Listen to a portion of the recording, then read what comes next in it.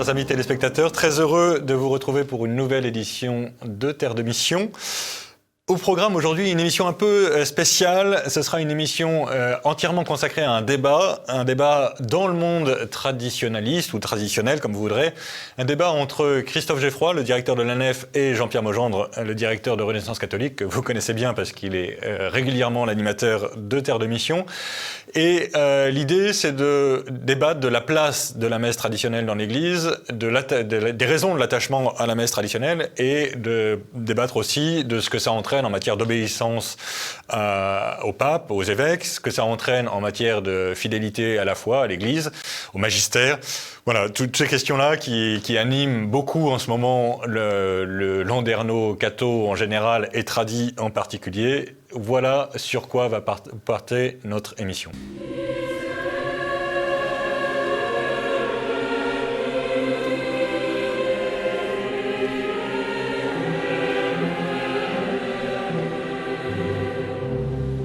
Eh bien, bienvenue sur le plateau de Terre de Mission. J'ai le plaisir d'accueillir donc pour un débat sur la question traditionnelle ou traditionnaliste deux plumes éminentes du microcosme.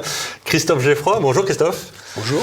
Vous êtes directeur de l'ANEF, qui est un mensuel qui a été lancé à la faveur des sacres et des motoproprio Ecclesia Dei. Enfin, dans cette lancée-là, vous avez été depuis régulièrement un acteur important du débat catholique, et notamment tradi.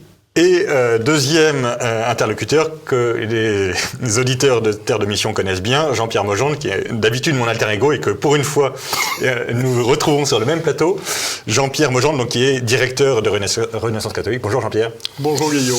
Pareil, vous êtes un chroniqueur habituel et habitué du monde tradi. Vous venez de publier Quand la mer se retire, qui est un recueil de chroniques sur la situation religieuse en particulier, mais aussi un peu politique de l'Église de France. Et en fait, l'idée de ce débat est venue après les problèmes qu'il y a eu dans le diocèse de Toulon d'ordination de prêtres destinés à célébrer la messe traditionnelle. Christophe Geffroy avait écrit un éditorial de la Nef disant c'est quand même bizarre, je caricature un peu, mais c'est quand même bizarre que ce soit les plus obéissants qui aient le plus de problèmes. Et Jean-Pierre Mogendre avait répondu en disant, en substance, il faudrait quand même discuter ce que c'est que l'obéissance et pourquoi est-ce qu'il faudrait vraiment toujours obéir. Et les critiques de Christophe Geffroy sur la Fraternité Simplicis en particulier étaient, Jean-Pierre Mogendre y objectait. Donc ce que je vous propose, c'est qu'on regarde d'abord ce qui vous unit, si je puis dire, et ensuite qu'on voit un peu les divergences, parce qu'évidemment c'est au-delà de vos personnes, ce qui est intéressant, c'est que ce débat, évidemment, traverse l'Église de France et le monde traditionnel en particulier depuis des années, et il faudrait que les uns et les autres nous apprenions à comprendre les arguments des voisins. Pardon pour cette longue introduction. Donc je voudrais qu'on commence par ce qui nous unit, ce qui vous unit déjà. Il y a, à mon avis, deux principes essentiels. Un, fidélité à l'Église et au magistère. Et deux, choix préférentiel pour la messe traditionnelle. Alors peut-être commençons par l'obéissance au magistère, la fidélité à l'Église. Christophe, vous pourriez nous en dire un peu quelques mots ? Oui, bien sûr. D'abord, je voudrais juste un petit mot de remerciement, parce que je trouve que ce débat me semble une très bonne chose dans l'Église, et moi je suis très heureux d'échanger avec Jean-Pierre, qui est quelqu'un pour lequel j'ai beaucoup d'estime, et je pense effectivement que les points qui nous rapprochent sont infiniment plus nombreux que les points qui nous divisent, mais cela étant, je ne vais pas me cacher derrière mon petit doigt, il y a aussi des points de divergence, mais réellement je tiens d'emblée à les situer comme étant secondaires par rapport à ce qui nous unit. Alors juste un mot, puisque vous l'avez souhaité sur ce qui nous unit, parce que moi ça me semble fondamental. D'abord, je pense que nous partageons la même foi, nous aimons la même quand même pas négligeable. Le même Seigneur, et rien que ça, c'est déjà quand même la chose la plus fondamentale, et il faut commencer par le dire. Et ensuite, je dirais qu'il y a un certain ethos qui nous rassemble, parce que nous sommes dans la crise du monde actuel et la crise de l'Église, parce que c'est pas seulement la crise du monde, nous sommes dans un univers qui pose beaucoup de problèmes à bien des égards. Je pense que vu de la planète Mars, on pourrait dire que Jean-Pierre et moi défendons à peu près les mêmes idées en tout. Donc c'est important de bien le situer pour mieux comprendre ensuite les divergences qui peuvent nous opposer. Et dans ce qui nous rassemble, je vais quand même encore un peu plus loin, là je rentre un peu plus dans le détail de l'Église. Je pense que tous les deux, nous avons un amour commun pour la messe traditionnelle. Alors en ce qui me concerne, moi, c'est pas un amour exclusif, parce que du reste, je vais habituellement dans ma paroisse, qui est une paroisse en forme ordinaire, donc je suis, si vous voulez, un praticien en ce qui me concerne des deux formes liturgiques, à la fois de l'ancienne et la nouvelle. Et d'ailleurs, j'ajoute aussitôt que personnellement, j'apprécie les deux. Donc je n'en rejette aucune et j'aime les deux. Mais cela étant, nous avons quand même en commun, Jean-Pierre et moi, d'aimer cette messe, et non seulement de l'aimer, mais de penser qu'elle a toute sa place dans l'Église, et que non seulement que cette place est légitime, mais qu'en plus c'est une place qui, à mon sens, est nécessaire et utile, en ce sens qu'elle rend, dans le contexte actuel, un service éminent à l'Église en se maintenant. Et en ce sens, les tradis qui ont maintenu la messe, je pense, de ce point de vue, même s'il y aura beaucoup de choses à dire sur les méthodes, on en parlera tout à l'heure, je pense, ont rendu service à l'Église en faisant en sorte que cette liturgie continue. Donc, ce point nous rassemble, et c'est important parce que pour moi, c'est une idée que j'ai toujours défendue dans la nef. Ça a été dire un peu un des leitmotifs de la naissance même de cette revue. Nous avons toujours essayé, dès le début de cette revue en 1990, d'être un pont dans l'Église entre le monde traditionnaliste et le monde ecclésial de l'Église, je dirais, entre guillemets, officielle.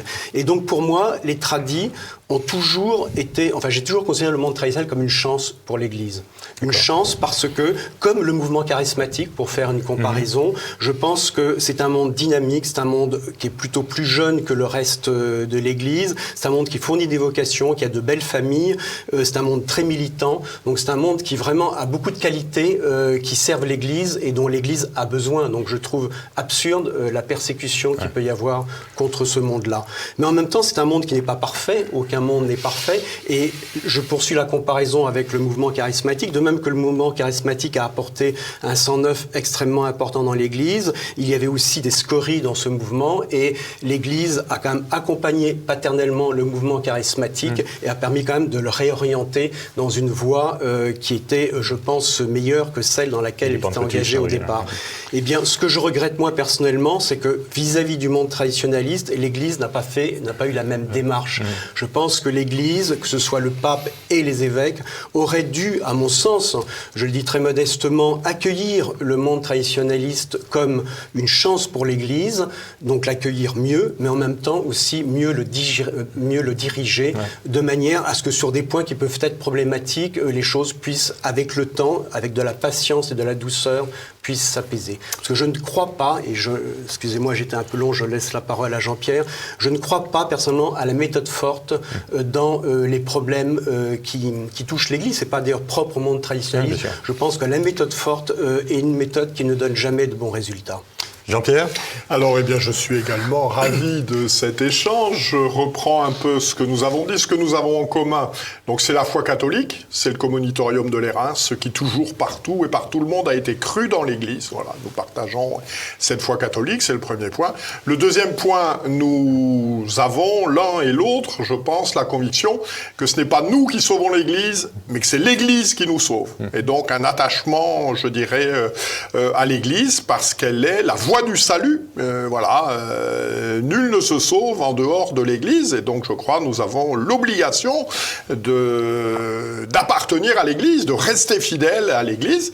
Et alors le troisième point concernant les questions liturgiques, je suis un praticien quasiment exclusif, sauf événements familiaux, de la forme traditionnelle de célébration de la messe, et cela pour des raisons, parce que l'expression est souvent employée, non pas pour des raisons de sensibilité, mais pour des raisons qui sont des questions de fond. En fait, ce que je crois, et je ne suis pas le seul, c'est que la réforme liturgique de 1969 procède, alors ça fait très pompeux dans les dîners, ça fait beaucoup d'effets, etc., d'un autre ethos liturgique. C'est-à-dire que, alors qu'on avait une liturgie traditionnelle qui était d'abord orientée vers le sacrifice latretique, impétratoire, d'adoration de Dieu, et que la fidélité adoratrice était première, je crois que la réforme liturgique,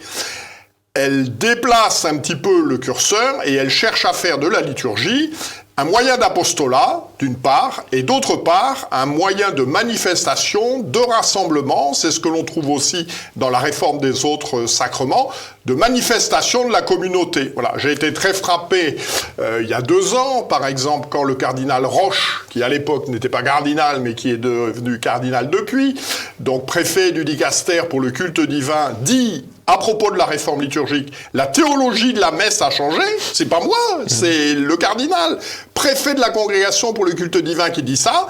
Eh bien, je dis oui, éminence, je crois que vous avez raison, mais en notre âme et conscience, en tout cas pour moi, cette théologie de la messe qui a changé, d'abord, ça aurait été bien de nous prévenir, c'est-à-dire de nous dire, voilà, c'est plus la même chose.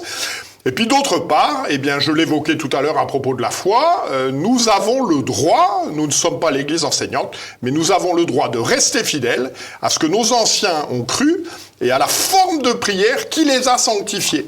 Maintenant, votre réforme liturgique, avec une nouvelle théologie, eh bien, nous avons le droit de ne pas la partager parce que nous voulons rester fidèles à l'Église de 2000 ans et pas des choses nouvelles. Alors, Christophe, est-ce que vous pensez vous aussi que la théologie de la messe a changé et est-ce que la nouvelle messe porte une nouvelle théologie ? Alors non, moi je ne pense pas que la théologie de la messe a changé, et heureusement, si j'ose dire, ce serait très inquiétant que la théologie de la messe ait changé, et les propos en l'occurrence du cardinal Roche, comme parfois certains citent le cardinal Congar qui parlait de la révolution dans l'Église avec Vatican II, ce sont des paroles de théologiens privés ou d'hommes privés qui n'engagent pas l'Église, et à mon avis, ils ne rendent pas service à l'Église en tenant des propos de ce type qui sont faux. Donc je ne partage pas cette analyse. En revanche, je comprends parfaitement la position de Jean-Pierre quand il parle que l'éthos de la liturgie a changé. Et je pense que ça, c'est relativement vrai. C'est un sujet compliqué, donc le traiter comme ça devant des téléspectateurs en quelques minutes, c'est un peu une gageure. Je vais quand même essayer de faire les choses de façon la plus brève possible. Mais je pense que, en fait, la théologie de la messe, non seulement elle n'a pas changé, mais en fait, fondamentalement, les deux messes sont très proches l'une de l'autre. Et je vais seulement vous raconter des anecdotes que vous connaissez sûrement, que vous avez déjà entendues. Mais par exemple, j'avais été récemment au jubilé d'un prêtre que je connais bien, qui est un prêtre, un ancien de la Fraternité Saint-Pierre, et qui a célébré son jubilé avec la communauté Saint-Martin. Et le jubilé en question, c'était une messe de Paul VI, mais qui était chantée en grégorien et dite en latin.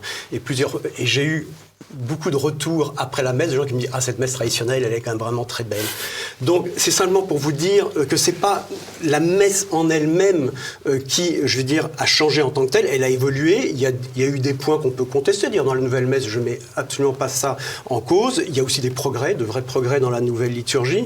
Mais en tout cas, ce qui est certain, c'est que je pense que c'est plus la praxis de la liturgie, de la messe, qui a vraiment changé, qui même qui a bouleversé les esprits, parce que il y a eu deux choses, principalement, qui ne sont pas forcément d'ailleurs illégitimes en tant que telles, mais qui en tout cas ont été amenées de façon brutale et à mon avis beaucoup trop autoritaire et qui n'étaient pas demandées par le Concile Vatican II. Ce sont les deux choses les plus visibles pour le fidèle lambda, c'est le retournement de l'autel et la suppression du latin et du grégorien.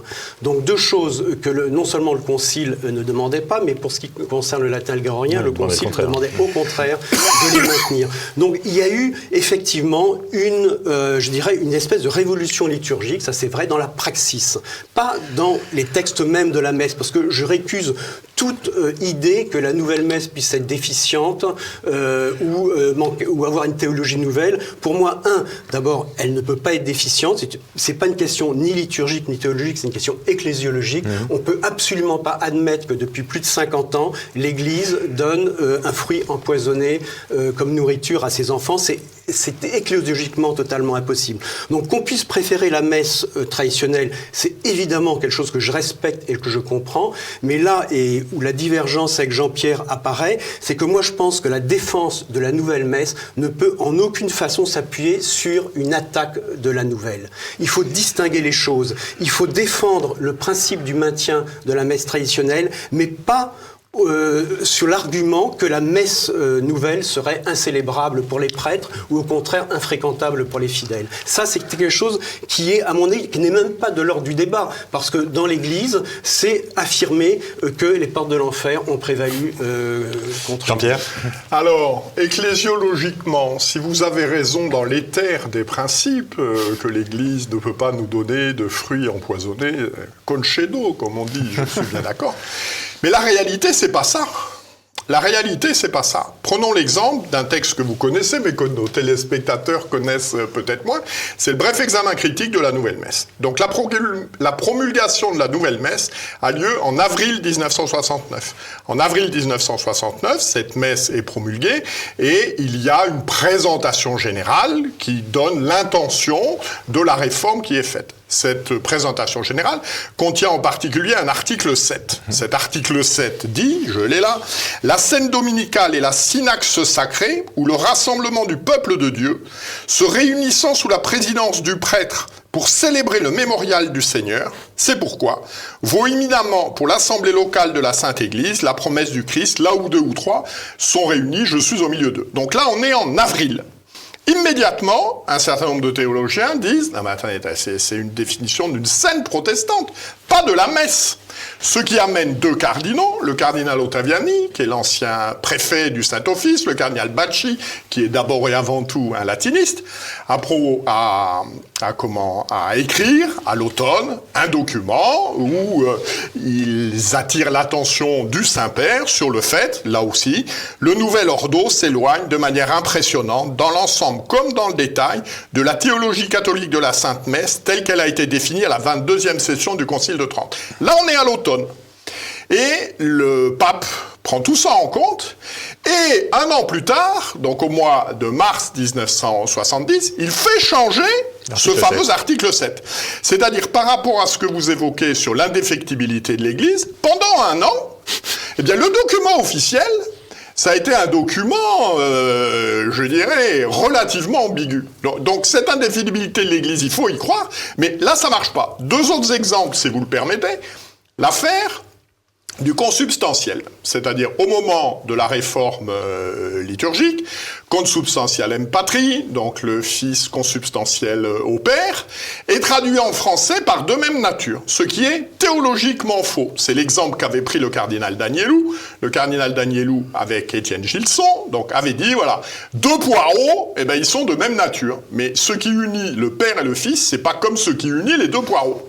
Et ça, pendant des décennies, ça a été enseigné, ça a été énoncé par les fidèles. Et donc, pendant des décennies, on a fait raconter des choses qui n'étaient pas correctes aux fidèles. 3e exemple, nous en sommes rendus, en l'espace de 40 ans, à la 3e traduction de la demande du Notre Père.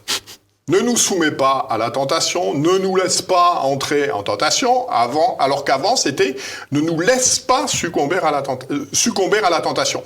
Ben là, par rapport à ce que vous dites, qui intellectuellement a toute l'adhésion de ma foi, je crois qu'il y a aussi la réalité dans tous ces exemples que je viens de donner, soit pendant 1 an, soit pendant des décennies, et ben objectivement, l'Église, par ses autorités supérieures, eh bien, à donner, à croire et à énoncer aux fidèles des choses qui n'étaient pas parfaitement catholiques. Et alors, est-ce que ça veut dire que l'Église a été ce que l'on peut dire aussi, c'est que, alors c'est le cardinal Journet qui explique ça, dans l'enseignement de l'Église, les critères d'indéfectibilité de l'Église, et en particulier, on va en parler sûrement à propos du pape, d'infaillibilité pontificale, c'est quand même extrêmement restreint.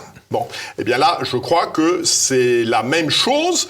On pourrait également développer ça. Le cardinal Ratzinger était intervenu là-dessus en 1983, sur la question des catéchismes. L'indéfectibilité de l'Église, En France, pendant des décennies, et encore aujourd'hui, les catéchismes officiels ne transmettent pas la foi.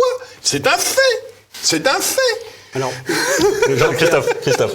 la réponse, d'abord, vous soulevez des objections qui sont réelles. Hein, et je crois. Et les exemples que vous citez, je les connais bien. Mais je sais. Mais je pense que vous vous trompez de degré, c'est tout. Vous ne pouvez pas comparer ce que l'Église donne à ses fidèles sous la forme de l'Eucharistie, qui est quand même, comme le dit le Concile Vatican II, le sommet de la vie, chrétienne, et des choses comme le consubstantiel ou le de même nature, qui effectivement, il y a eu beaucoup de théologiens, des philosophes comme Maritain, Gilson, qui sont élevés là-dessus, et ils ont eu raison, évidemment, de le faire. Je ne défends pas du tout l'idée que l'Église ne peut pas se tromper en rien, évidemment. Elle se trompe, et dans enfin, pas l'Église en tant que telle, hein, c'est des hommes d'Église qui se trompent, il faut être précis, parce que l'Église ne se trompe pas, mais des hommes d'Église se trompent, évidemment, mais ça ne répond pas à l'objection que je faisais tout à l'heure, parce que la messe, la liturgie, qui est quand même le sommet de la vie chrétienne, c'est pas la même chose qu'une traduction du Notre Père. Et donc, on peut pas admettre que la messe en elle-même soit mauvaise au point que depuis 50 ans... Attendez, je voudrais finir et aller jusqu'au bout du raisonnement, et que la messe soit mauvaise, et que depuis 50 ans, l'Église nous donne une liturgie qui serait une liturgie, entre guillemets, déficiente. C'est pas possible, c'est pas la même chose que de contester, et à juste titre, le fait qu'une traduction soit mauvaise. Maintenant, je reviens au bref examen critique, parce que ça, c'est un argument que les tradis aiment beaucoup, mais c'est un argument qui est totalement faux. Il faut le comprendre. Totalement faux. Mais si, il est faux. Je veux dire, en quoi il est faux ? En quoi il est faux ? D'abord, parce que moi, ce que je trouve extraordinaire, c'est que cette critique, c'est pas une critique de la messe, c'est une critique de l'institution généraliste qui présente la messe, dont, en principe, tout le monde se fout, qui lit, je veux dire, l'institution généraliste de la messe. Ça fait 4 fois qu'il a été réécrit. Attendez, le bref examen critique, c'est pas que l'analyse de l'article 7. L'article 7, c'est... Il en fait une partie, mais il y a pour d'autres choses. Je dis pas le contraire, mais comme tout le monde s'intéresse particulièrement à l'article 7, parce que, de fait, il était parfaitement scandaleux, donc c'est tout à fait juste de s'être opposé à cet article 7. Et dire la meilleure des preuves, vous l'avez dit, c'est que Paul VI l'a corrigé, cet article 7, pour en faire un article... Oui, mais pour faire... parce que vous savez, la lenteur administrative de Rome, vous la connaissez. Bon, Paul VI l'a corrigé, et encore une fois, j'insiste, ce bref examen critique que moi, d'ailleurs, je reçois, qu'il faut lire, parce que il fait partie de l'état de la question, c'est un texte hyper polémique. Moi, je trouve qu'on n'a pas le temps, et il faudra prendre les textes. Je pense que c'est un texte très critiquable sur le fond, qui est d'une violence absolument, je pense, inouïe, et qui, encore une fois, pour l'essentiel, qui est l'article 7, ne critique pas du tout la messe de Paul VI pour ce qu'elle est, mais simplement l'institution généraliste qui a été publiée pour accompagner la publication de la messe. C'est quand même pas du tout la même chose. J'ajoute que les 2 cardinaux qui l'ont écrit l'ont pas écrit. Ils ont signé le texte. Ça a été préparé par Monseigneur Garde et Laurier, qui est un dominicain célèbre, qui est devenu sédévacantiste, qui fait ordonner évêque schismatique. Ce qui est quand même pas, à mon avis, une référence théologique de première fiabilité pour dire, regardez, le texte est formidable. Alors, plusieurs réflexions. Bon, la première, saint Thomas d'Aquin nous dit qu'il faut regarder ce qui est dit et non pas quelle est la personne qui le dit. Ça, c'est le premier point. Donc, voilà, très bien. Petit 1. Petit 2. Ensuite, ce qui est dit dans le cadre du bref examen critique qui ne traite pas que de l'article 7. Qu'est-ce qu'il dit derrière ? Et on va voir que l'histoire nous montre que c'est la réalité. Il nous dit que tout ce qui tendait à manifester l'adoration autour de la présence réelle, il ne dit pas que ça a été supprimé, il dit que ça a été édulcoré. Un exemple, dans la liturgie romaine traditionnelle, après les paroles de la consécration, le prêtre fait une génuflexion, puis il la présente aux fidèles et il fait une autre génuflexion. Dans la réforme liturgique, le prêtre dit les paroles de la consécration, ne fait pas de génuflexion, présente aux fidèles et ensuite fait une génuflexion. Ce qu'ont fait remarquer un certain nombre en particulier de protestants, c'est que la nouvelle liturgie, sur cet exemple, faisait que l'on pouvait penser que ce qui se passait, bon, on ne sait pas très bien ce qui se passe, mais ce qui se passait avait besoin de l'adhésion du peuple. Et ce qui est dit également dans le bref examen critique, c'est que la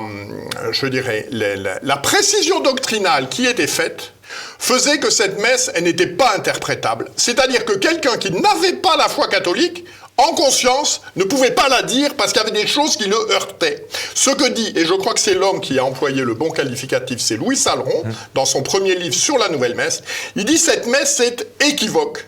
C'est-à-dire que vous avez la foi catholique, eh bien vous pouvez la dire, parce qu'il n'y a rien qui objectivement va contre, mais vous pouvez aussi la dire sans avoir la foi catholique, à partir de ce petit exemple que je viens de donner, c'est le premier élément de réflexion.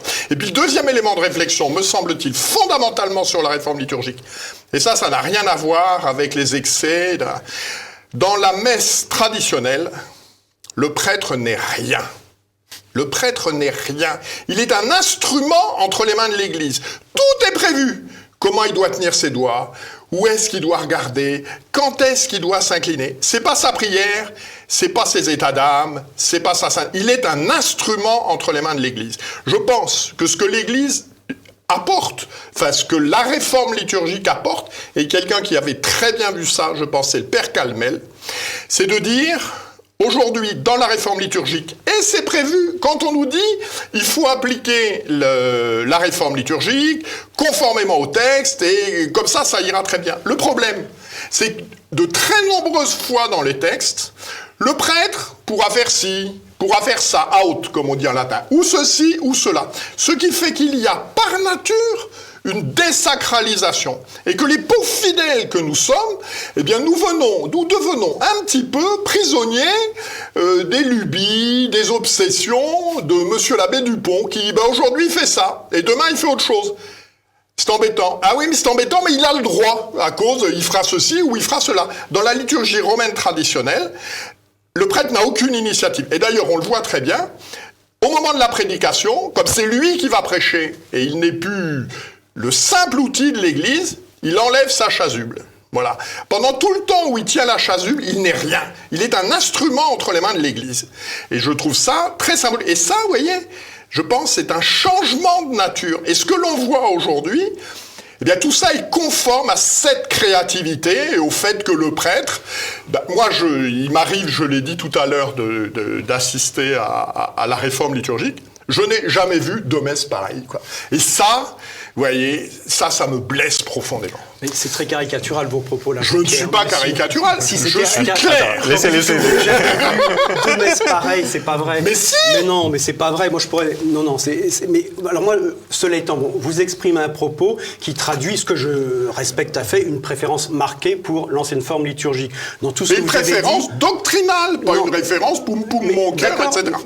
Je sais. Alors donc quelle conclusion en tirez-vous? Moi c'est parce que vous parlez d'une défense doctrinale. Moi je comprends ce que vous dites et moi je trouve qu'il y a des choses à critiquer dans la messe de Paul VI et qu'on puisse pas regretter la question des génuflexions. C'est une question, je trouve, qui est ouverte au débat et vous avez raison de la soulever. À mon avis, on peut critiquer cet aspect.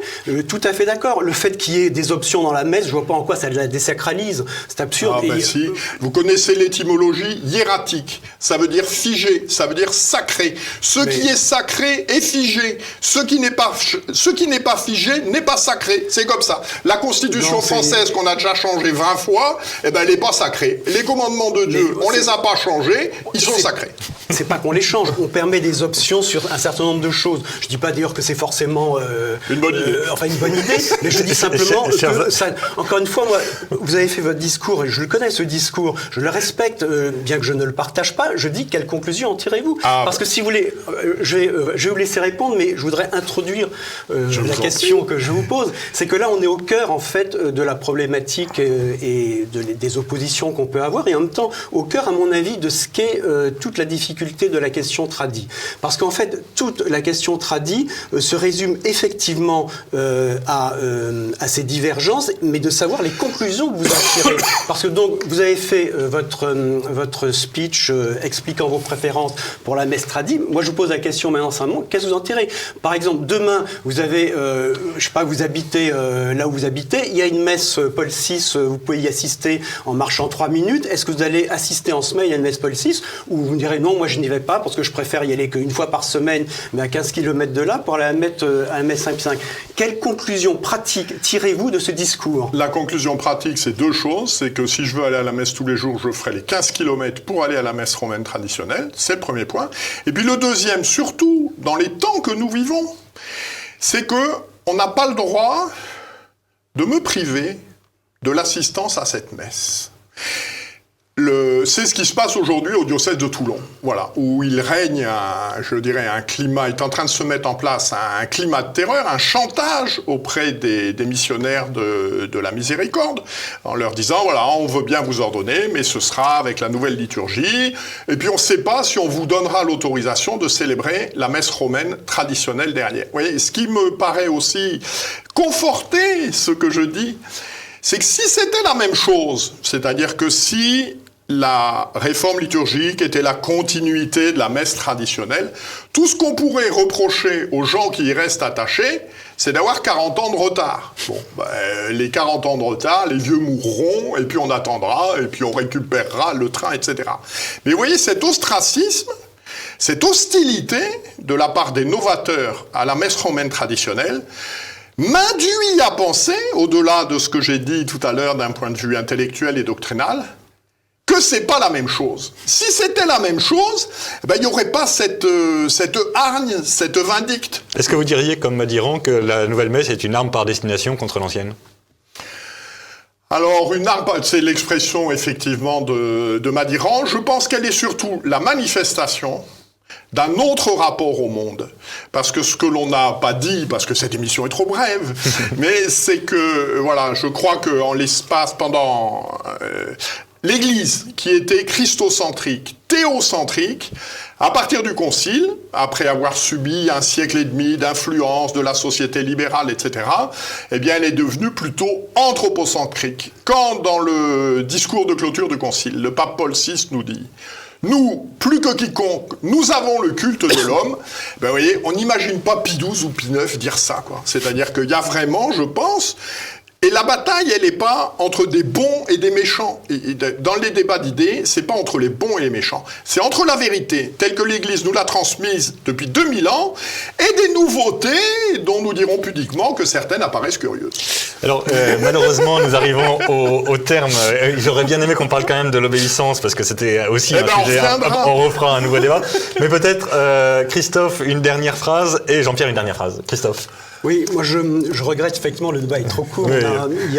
J'aurais bien voulu répondre aux arguments de Jean-Pierre. Je voudrais simplement, alors pour conclure, moi je pense que c'est quand même terrible les propos de Jean-Pierre, parce que il semble dire qu'il ne peut pas rencontrer Jésus dans la nouvelle messe, parce qu'il refusera d'aller à une messe nouvelle pour toutes les raisons qu'il a dit, mais on a l'impression que derrière tout ça, il ne rencontre pas le Christ dans la liturgie. Or c'est là, enfin la liturgie, chaque messe pour moi est extraordinaire, et même quand je vais dans un rite qui n'est pas un rite romain, des rites coptes ou orientaux auxquels j'ai eu la chance d'assister, ou parfois d'ailleurs certains pourraient paraître très pauvres si on commence à faire une hiérarchie des rites, vous savez, on n'a pas fini.